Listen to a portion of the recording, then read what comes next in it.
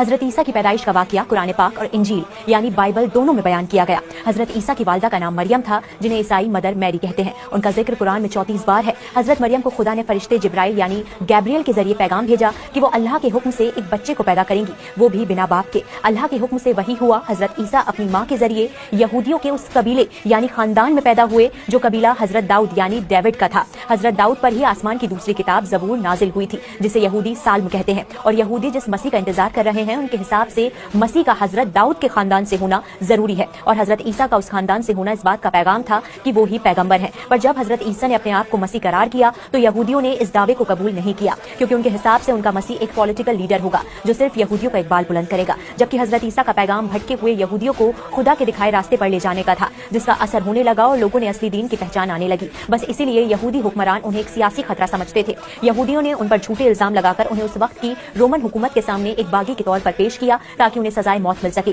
یہودی عقیدے کے مطابق حضرت عیسیٰ کو سولی پر چڑھا کر قتل کیا گیا، لیکن وہ انہیں پیغمبر نہیں بلکہ ایک جھوٹے دعوے کرنے والا شخص سمجھتے ہیں۔ عیسائیوں کے مطابق حضرت عیسیٰ کو سولی پر چڑھا کر قتل کیا گیا، لیکن وہ تیسرے دن زندہ ہو گئے۔ اس کے بعد وہ چند دن تک زمین پر رہے اور پھر آسمان پر اٹھا لیے گئے۔ وہیں اسلام ان دونوں نظریوں کو غلط قرار دیتا ہے اور کہتا ہے کہ حضرت عیسیٰ نہ تو قتل ہوئے اور نہ ہی سولی پر چڑھے، بلکہ اللہ نے انہیں زندہ اٹھا لیا اور ان کے لیے ایک شخص کو ان کی ہو شکل دے کر بھیج دیا گیا، جسے یہودیوں نے سولی پر چڑھایا۔ یہ بات قرآن کریم میں سورہ النساء میں واضح طور پر بیان کی گئی۔